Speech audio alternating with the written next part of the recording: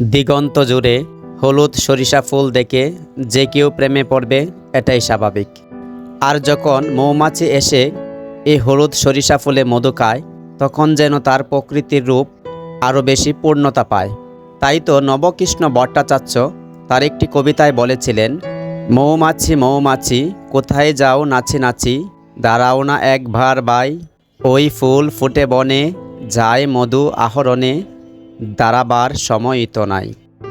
দিগন্ত জুড়ে এই রকম সরিষা ফুলের সৌন্দর্য সত্যিই যেন নজর কাড়ে।